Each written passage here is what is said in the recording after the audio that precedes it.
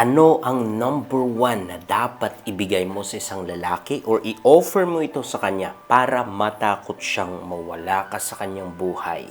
Alam kong a lot of you ay longing or desire yung ganitong klase ng or setup ng relationship na yung mararamdaman mo sana na ayaw ka rin niyang mawala sa iyong buhay, na ikaw yung kanyang pipiliin if ever na mag-aaway kayo, if ever na may darating na challenges sa iyong buhay na kailangan niya mag-decide, is that may assurance ka. Well, yan ang ating aalamin sa video na ito. Because a lot of you thinks na sex ang dapat mong ibigay, punuin mo siya ng sex araw at gabi. Trust me, kung kayang ibigay ng ibang babae at mas maganda at mas sexy sa'yo ang sex, what makes you think na yan ang dahilan kung bakit siya mag-stay?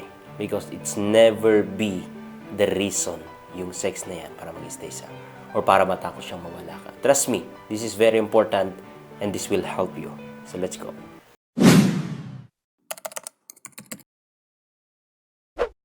Anyway, gusto ko lang magpasalamat po sa inyo lahat sa mga patuloy na sumusuporta, sa mga nagtitiwala po sa akin. At sa mga bashers ko po, kung sa tingin nyo ay hindi tama, then you don't need to watch this. Pero sa tingin nyo ay tama yung mga ina-advise ko, then manood kayo at matuto kayo at magiging mas better kayo na version. Okay? So, balik na tayo sa ating topic. Maraming mga kababaihan, even mga kalalakihan na gusto or na-obsess na sa partner or kung ano-ano yung ginagawa para lang mag-stay ang isang lalaki or ang isang babae sa kanila, which is at the end, most of the time, you are frustrated kasi iiwan ka rin naman pala. Like I said, hindi po sex. Kasi may mga tao, may mga babae na iniwan dahil hindi pinagbigyan ng sex. At meron ding mga tao or mga babae na iniwan dahil sa nasobrahan or masyado na ang sex or kahit binibigay na ang sex. So, in that way pa lang, maisip mo na or alam na natin na hindi yun ang talagang dahilan. So, merong deeper na dahilan. Ngayon, bago ko sabihin yun, ay may advise you na may mga bagay na dapat mo munang iwasan kasi i-eliminate or alisin sa buhay mo in order para mag-stay siya. Because every person, every man and woman ay merong dahilan para mag-stay talaga siya. Kahit nga minsan ay ayaw na sa'yo, but for the sake of your children ay mag-stay. My point here is that there's always a reason para mag-stay siya. Pero kung hindi niya nakikita na ang dahilan para mag-stay siya, then aalis yan. Ngayon, may mga bagay din na factor mo or ginagawa mo na nakakaapekto para naiirita siya at para ayaw niyang mag-stay sa'yo. Actually, yun yung nagpo-push sa kanya para lumayo. And wala na siyang choice. Kasi kahit ayaw niya, kahit na gusto niyang ayusin sana, pero dahil sa mga ginagawa mo na to, ay aalis siya. Ngayon, ano ba ang mga to? Iwasan mo muna bago ko sabihin kung ano yung maibigay mo sa kanya. Okay, unang-una sa lahat, ang pagiging toxic mo. Sino bang tao ang gustong mag-stay sa ganyang atmosphere? Wala naman po siguro, no? Like, masyado kang galit, kumbaga walang peace of mind sa kanya, masyado kang nagdududa, masyado kang clingy, masyado kang entitled, lahat ng bagay na sobra or masyado. Always na isipin mo na dapat sa relationship may boundaries, may limitation. Hindi po porke partner mo, hindi po porke asawa mo or jowa mo is that sa tingin mo pagmamay-ari mo na siya. Sa tingin mo lahat ng decision niya ay dapat pagmamay-ari mo or alam mo or dapat, there's always a limitation. Dapat may freedom, nire-respect nyo pa rin ang privacy at ang freedom ng bawat isa na mamili. Don't ever think na pagmamay-ari mo siya. Pinahiram lang ng Diyos yan sa'yo. At it is your part na maging good steward sa mga bagay na yan. So, iwasan ang pagiging toxic kasi most of the time, ito ang dahilan kung bakit umaalis siya. Kung bakit ayaw niya. Okay? Number 2 is that iwasan po ang makinig sa maraming tao or sa mga gossip or sa opinion ng iba, especially kung sila ay hindi nila naayos o wala silang magandang relasyon din sa kanilang partner. How come na makikinig ka sa mga tao or advices ng tao na wala kang makita na product nila. Kumbaga hanggang sa salita lang. Kasi most of the time, dahil sa mas pinapakinggan mo ang opinion ng iba kaysa sa partner mo, is that ayaw niya yon, nararamdaman niya na mas mahal mo sila kaysa sa kanya. Trust me kaibigan, kung may problema kayong dalawa, ayusin yung dalawa. Bago nyo papasukin ang ibang tao, even ang pamilya nyo, ang parents nyo, o mga kapatid nyo sa buhay nyo, especially sa mga mag-asawa. Problema nyo yan. Ayusin nyo yan. In that way, kaibigan, mas kapag naramdam niya, mas piliin mo siya na pakinggan, babalik yung kanyang pagmamahal sa iyo. Mas iinit pa. I never said na isarado nyo ang buhay nyo sa ibang tao. No. Especially kung may mga abuse na nangyayari. Of course, sa mga cases na yun, i-open nyo sa pamilya nyo para matulungan kayo.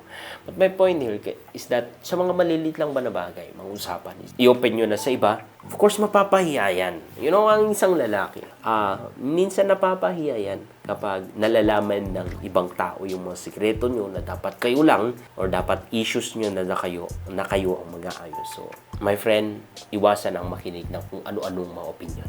Especially kapag galing sa mga tao na wala namang maganda rin na nakikita sa kanilang buhay. Okay?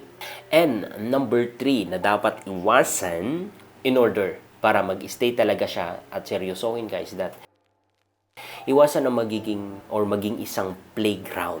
Ganito kasi, especially yung mga lalaki na wala nang ibang ginawa kundi mang goals or yung mga fuckboy, mga, walang sineseryoso na relasyon. Kung nakita nila na isa kang weak na babae or isa ka lang playground, I mean playground is that paglalaruan, dyan mag-e-enjoy, my point is that paglalaroan ka tapos pagkatapos iiwan ka lang dyan, iiwan ka sa ere. Kapag nagiging ganun ka, wala talaga. So, huwag mong hayaan na makita ka ng isang lalaki na ganun. Huwag maging easy to get. Huwag kang masyadong, tigang or naghahabol sa mga kalalakihan. Chin up. You should know your value. Huwag mong hayaan isa ka lang playground na pagkatapos gamitin ay iiwan na lang. Chin up. Chin up. You should know your value and begin to love yourself. Okay? So, sapat na po siguro ito. Actually, marami pa. Pero sapat na po ito na dapat yung iwasan in order para mas gustuhin naman ng lalaki. Especially yung number 1 na pagiging toxic. Mas gusto niya na mag-stay sa'yo. May peace of mind sa kanya. At mas palagi niyang pipiliin na lumapit sa'yo or mag-stay sa piling mo. Okay, ngayon, ano ang dapat mong ibigay para matakot siya na mawala ka sa kanyang buhay totally? As in, okay, ito ay ang value. Ano ang value mo or ano ang value na maibigay mo sa kanya na may dagdag naman or may magandang benefits sa kanya? Because ang tao mag-i-stay kung alam nila or kung meron silang nakukuha sa'yo. Meron kang value na nibibigay sa kanila. Or meron silang naranasan na something sa'yo na wala sa ibang tao. Because even me, of course, nag-i-stay ako sa wives ko dahil sa mga nakikita ko na value sa kanya. Which is, trustworthy siya when it comes to financial. And alam niya o marunong siyang mag-alaga. Yun yung nakikita ko sa kanya, kaya nag-i-stay ako. Nakita ko ang pagiging faithfulness niya sa akin. So, ilan lang yun sa mga value na kaya niyang i-offer. Ang point ko dito is, ano ang pwede at kaya mong i-offer sa kanya na value mo. Kasi kung wala kang value, you're just like mga putik lang sa gilid-gilid na apak-apakan. Hindi papahalagahan. Lagi niyong tatandaan, ang isang ginto ay mahal kasi may value ito. Mahirap itong mahanapan at napakaganda nito. Kaya ang taas ng value. Ganon din sa'yo. Kasi kung sex lang ang kaya mong ibigay sa kanya, what makes you think na hindi kayang ibigay ng ibang tao? Sabi ko kanina, what makes you think na mag-stay siya kung kaya namang ibigay ng ibang tao? Ano ang maaari mong i-add sa kanyang buhay para magiging mas better pa siya na version? Alam ko ang iniisip nyo ngayon is that, bakit ako? Dapat siya yung merong i-add sa akin. Of course, vice versa ito. But my point here is that sa side mo, ano ang pwede mong ibigay sa kanya na balikan niya? Ano ang pwede mong mai-offer sa kanya na kapag natikman niya ay hindi na niyang imaisip na maghanap pa sa iba, hanapin sa iba. what value do you offer? Kasi kung meron, trust me, bakit niya pa hahanapin sa iba kung meron na sa'yo? May something sa'yo. And ang value po ito ay winner-work out, hindi po madaling makuha. Laging tatandaan, parang isang ginto nga. Kumbaga, hinuhubog mo ito sa sarili mo. Kumbaga, build-in ito sa'yo. Kumbaga, nang dumating siya sa buhay mo na kapag empty siya, ay pwede mong i-share ito sa kanya. Like for example, I love yung mga couples na yung lalaki ay busy sa pagbubuo ng mga businesses, sa mga paghanap ng clients. At the same time, yung asawa niya is busy din sa pagmamanage sa mga businesses na na-establish na.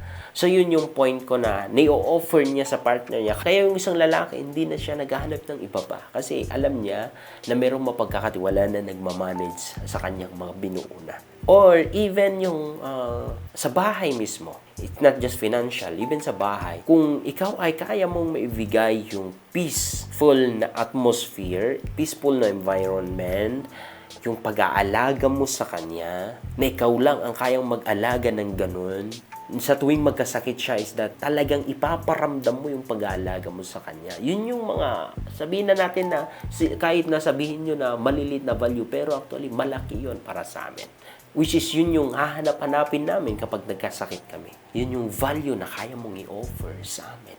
My point here is that ano ang value na kaya mong ibigay sa kanya. And most of the time, tignan mo kung ano yung kailangan niya. Kasi kung marami siyang pera, what makes you think na yun yung kailangan niya sa'yo? Most of the time, ang kailangan niya sa'yo is that support, pag-aalaga sa kanya, hindi pera. Ano yung mga nakikita mo na bagay na kailangan niya? Yun yung i-fulfill mo. Yun yung ibigay mo sa kanya. Yun yung value mo kasi.